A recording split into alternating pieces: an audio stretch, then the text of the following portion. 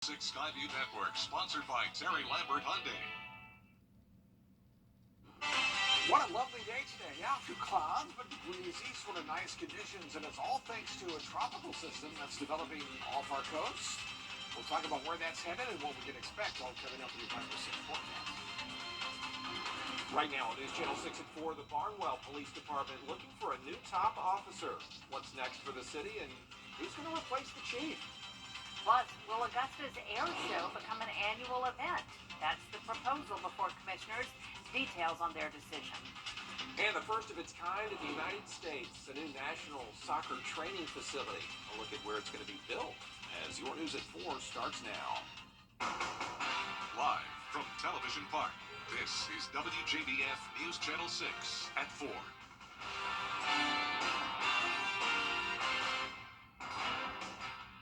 And I'm Jenny Montgomery. We do thank you for joining us. Coverage you can count on begins with the Barnwell City Police Department looking for a new chief. Chief Lamaze Robinson has resigned from the department. In a letter to the city, Robinson cited a hostile work environment as the reason for the resignation. Assistant Chief Robert Miller will be the interim chief of police.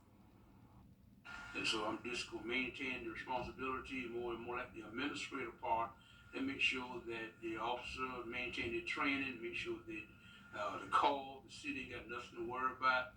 We'll make sure we take care of all of that, and that's basically what I'm here to do, and just trying to keep the city of Barnwell is a beautiful town. Miller will take over as interim chief Tuesday, September 26th. Well, Augusta leaders still looking at ways to deal with panhandling. That could include an educational campaign that will be put out called Give Change That Counts. The idea would be to direct people to donate to nonprofits that provide services to those in need instead of just handing over money to panhandlers when you're in the right of way or when they are and you're at a light. There's a program like that in Savannah, and it's working, they say. Savannah has great success from it. They have seen a decline in their panhandlers that have been present in the public right-of-ways, as well as the nonprofits that participate with the organization have also seen an increase in donations. Commissioners have asked the law department to take a look at the rules down in Charleston to see if those would work here. What happens in the Lowcountry is it's illegal to exchange items with somebody who's in the right-of-way, all trying to curb panhandling down there. Senator Tom Young making a stop in Aiken today to talk about several projects that are being funded by a $168 million settlement between South Carolina and the federal government. Graham Lee has more. The 17th annual State of the Community event taking place here at the Etheridge Center at USC Aiken. Senator Tom Young spoke to members of the Chamber of Commerce about the big plans. Over the last 2 years, city officials and others around the county have been part of an effort to make Aiken a better place. The big money from the settlement has allowed Team Aiken County to use it for various projects, including a career center, a building for United Way, and even a cyber center at USC Aiken. Senator Young says this is all thanks to the work of many hands. We're very proud of what Team Aiken County was able to achieve as a team. It was no individual effort. We worked together as a team for over 2 years, and we're able to do what we've done and talked about today. Very proud of it, and we think that our citizens will see the impacts for years to come. Senator Young says there are several issues that will be addressed for next year's agenda. You can find more information at WJBF.com. In Aiken, Graham Lee, WJBF, News Channel 6. Turning now to the weather and a first check of the forecast. Meteorologist Tim Miller joining us now. Tim, it looked like it was trying as hard as it could to rain today. Yeah, I know, right? Everything's some breezy conditions. All coming up in just a few minutes. Jenny, Brad. Tim, thanks. Well, you might not have to wait so long for the next air show in Augusta. It was a big hit this past spring, and now Augusta airport leaders are working on plans to keep it coming back. Bria Smith joining us now. The commission spoke about many new development improvements for the airport, but one thing that will remain the same is the location for next year's Augusta Air Show. The Aviation Commission approved Bushfield as the location for the event that attracts thousands of people. The commission met with the Augusta Air Show LLC earlier this week to discuss details, and leaders say they see things generally maintaining the same as this past spring. We had tens of thousands of people that came into the region for the air show. It was a huge economic impact on the region. we're going to do it again. So next year it's going to be on Memorial Day weekend, so a week or two beyond where it was this year. This past year we featured the Air Force Thunderbird, so we'll continue to get those types of highlight attractions as we go forward, but it's only getting bigger and better. We'll have more on what new improvements you can soon expect at the airport at 6. Look forward to that. Bria Smith tonight. U.S. Soccer is going to build a new national training facility in Atlanta and shift its headquarters to the south. You know, Atlanta United currently plays at Mercedes-Benz in downtown Atlanta. I know a lot of you all have been over to those games. But sports experts predict the training facility will likely be in the southern part of the city, maybe near Atlanta's airport. One nonprofit called Soccer in the Streets has rolled out fields at 5 train stations across the city, and they hope to add more. I think kind of like long-term ripple effects, helping grow that kind of next generation of soccer players in the United States to make us not only a more competitive national team, but also expose the game to as many people as possible. And using Atlanta as the hub is going to be something that's incredible for our community. It really is a big deal. All 27 of America's national teams are going to use that center. Thompson, Georgia now, where the only thing left of the old White Columns Inn is a platform. The statues used to be there. New developments are coming quickly, though, transforming that space like a car wash. It's almost finished. It's going to be done on one of 3 tracts of land, about 7 acres worth of land there, by the way. The corner tract beside the car wash has been sold. It's going to be some sort of retail business. And the final tract has been purchased. We don't know what development is going there just yet. One, it'll provide jobs for locals in this area. 2, it's right off the interstate, so there's a lot of traffic that pull off here for food and whatnot in this area. So anything else that gets built in here, it's just going to be more to help the people that are stopping through traveling, as well as the people that live in the area. That car wash should be finished by the middle of November. No timeline set for those other developments. A Columbia County man is headed to federal prison. Joshua Barnhill of Martinez was sentenced to 12 and a half years behind bars after pleading guilty to distribution of child pornography. Barnhill was a staff sergeant in the U.S. Army, serving as a recruiting operator from Fort Jackson, South Carolina. A Warren County family is still waiting for justice after 2 of their loved ones were murdered 3 years ago. The story is this month's Cold Case Project. A relative found Troy Bennett and Cheryl Newsom, both age 72, shot to death in their Mitchell Road home near Warrenton on August 3, 2020. They had just attended an auction in Crawfordville and a family fish fry the night before. Authorities say some items were taken from the home, so it could have been a robbery. From a GBI perspective, I can't say it's out of the ordinary for something like this to happen, but for a community like Warren County, it probably did shock a lot of people and community members that live there. We'll hear from family members and friends when the full story airs on News Channel 6 at 5. According to the CDC, 1 out of every 5 falls causes an injury. However, falls don't have to be inevitable as we age. Bryn Jordan explains how you can stay safe in your home. Accent Care Regional Therapist Jennifer Brown says there are ways to prevent falls from happening, starting with the basics, such as proper home lighting, adding handrails in tubs and showers, and removing anything that will be a trip hazard. Proper shoes. This is something as a physical therapist that, I harp on a lot with my patients. We tend to want to put our loved ones in those soft, comfortable, fluffy slippers, right? But a lot of times, those actually cause us to shuffle our feet instead of picking our feet up for a proper walking pattern. Brown says one of the most common times of day for falls are in the evening and at night when going to the restroom. Managing medications is also important for fall prevention, especially if they have side effects. One example is a blood pressure med, right? A lot of times blood pressure medications might cause a patient to become a little bit dizzy upon standing, might cause their blood pressure to drop a little bit lower than normal. 20% of falls lead to life-altering changes such as head injuries and broken hips. That's the scary thing, right? Especially when you are having that fear of losing your independence at home. That's what all of our loved ones, they just want to stay home and stay independent at home. And with technology, there are ways to send an alert if a loved one falls alone. Those life alert buttons anything that they can have, even your Apple Watch. Now, the new Apple Watches have a indicator that, hey, you've had a fall on an impact, and they can actually send out an emergency notification to your loved ones. It is also recommended to have your loved ones attend physical therapy to learn how to properly get up from a fall.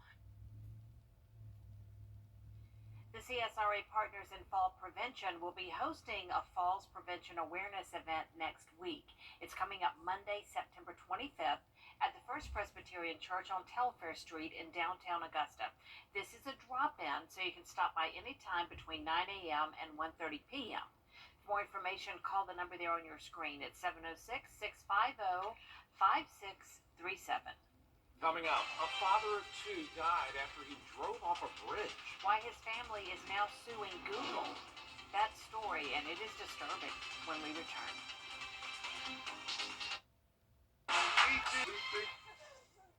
Something about the morning makes you feel good now. You know that I love you. Good morning, Augusta. Let's see where it takes us. Good morning, Augusta. A North Carolina family says following Google Maps cost one man his life. The tragedy, now part of the case, which includes accusation the company ignored several calls to correct its directions to what became a deadly crossing. Here's Andrew Dimber. The family of a father of two killed after driving off this bridge is now suing Google, claiming the company's app led to his death. Everything that we thought was our future kind of just changed and disappeared in an instant. Philip Paxton was driving home late at night from his daughter's birthday party outside Charlotte, North Carolina. His family says he was following a Google map route that led him down this road to where a bridge had washed out 9 years earlier. Paxton's car flipping as it fell off the unguarded edge of the collapsed bridge, trapping him underwater where he drowned. Phil had no idea that for 9 years there was a 20-foot canyon in the middle of the road, in the middle of a residential neighborhood. This image, allegedly captured after the incident, shows the route Paxton's family says he took. The red box shows the road with the collapsed bridge. The blue line denotes a passable road. For years, Google attempted to lead people over a collapsed bridge despite being notified by users of this exact danger. The lawsuit claims in the years before the accident, multiple people wrote to Google about the error, but nothing was done. I want who's ever responsible, to be held accountable.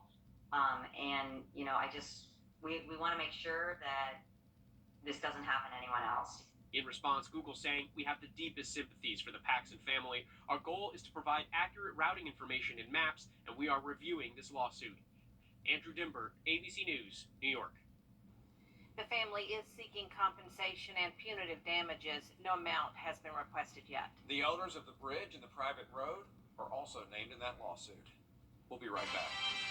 Well, temperatures in the 80s right now, but with low humidity, it feels actually very comfy outside. How long will that last? We'll detail your 5 or 6 forecast straight ahead. I'm Attorney James, around 80 degrees. That is lovely weather for us. It sure Very is nice. perfect. Thanks, Tim, so much. A Spartanburg author who spent 30 years teaching English in high school and college has drawn upon her knowledge of homeless students living in motels as the inspiration for a new book. It's called The Girl from the Red Rose Motel, and it revolves around 2 high school students from vastly different backgrounds who fall in love and attempt to navigate challenges and complications that readers might never imagine. Susan Zarenda will be discussing her novel and signing her books on Tuesday, September 26th at 6 p.m. at the Book Tavern on Broad Street in downtown Augusta. Zarenda's debut Southern novel was the award-winning Bells for Eli, which came out in 2021. For more information, just find this story on our website. All coming up, a look at a new museum headed to North Carolina.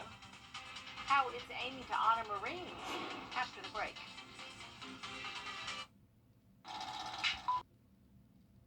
The CSRA is full of amazing women. Women who inspire. Women who innovate. Women who lead. That's why News Channel 6 brings you Women to Watch. On the last Wednesday of each month, News Channel 6 recognizes local businesswomen who are making a positive impact in our community.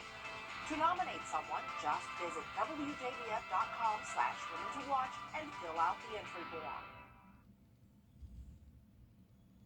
A 20-year mission to open a Marine Corps museum in North Carolina is entering a new phase. Yep, organizers say they plan to break ground next spring in Jacksonville, the Lejeune Memorial Gardens, the future site for this 25,000 square foot museum.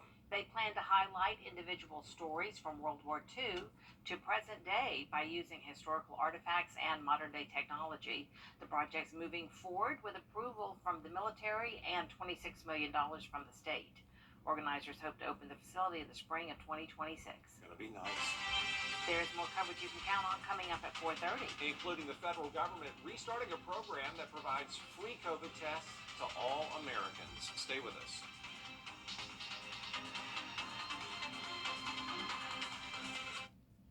Let me tell you what happened. New museum headed to North Carolina.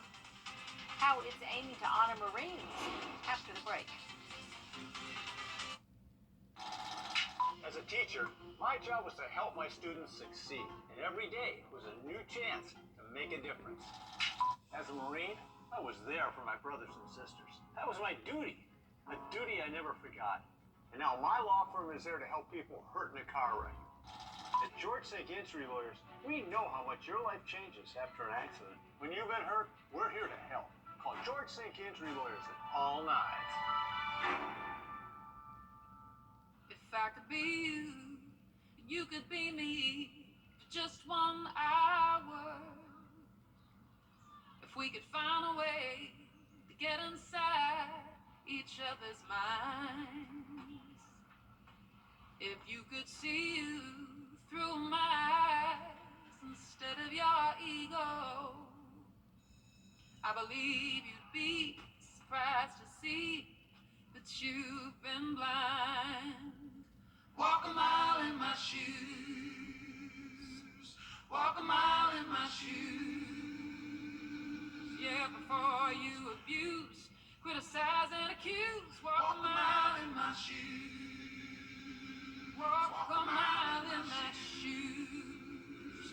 Well, before you abuse, criticize and accuse. Walk a mile in my shoes. Don't miss the 38th Annual Seed STEM Festival on Saturday, September 23rd on the campus of USC Aiken. Free interactive exhibits, hands-on activities, and dynamic presentations for the entire family. Presented by the Ruth Patrick Science Education Center with support from your Children First partners, News Channel 6 and Bridgestone. The CSRA's largest STEM festival celebrates how science, technology, engineering, and mathematics are important to our everyday lives. Inspire today's students to become tomorrow's innovators. The CSRA is full of amazing women. Women who inspire. Women who innovate. Women who lead. That's why News Channel 6 brings you Women to Watch. On the last Wednesday of each month, News Channel 6 recognizes local businesswomen who are making a positive impact in our community. To nominate someone, just visit WJBF.com/women to watch and fill out the entry form. A 20-year mission to open a Marine Corps museum in North Carolina is entering a new phase. Yep, organizers say they plan to break ground next spring in Jacksonville, the Lejeune Memorial Gardens, the future site for this 25,000 square foot museum. They plan to highlight individual stories from World War II to present day by using historical artifacts and modern day technology. The project's moving forward with approval from the military and $26 million from the state. Organizers hope to open the facility in the spring of 2026. Gonna be nice. There's more coverage you can count on coming up at 4:30. Including the federal government restarting a program that provides free COVID tests to all Americans. Stay with us.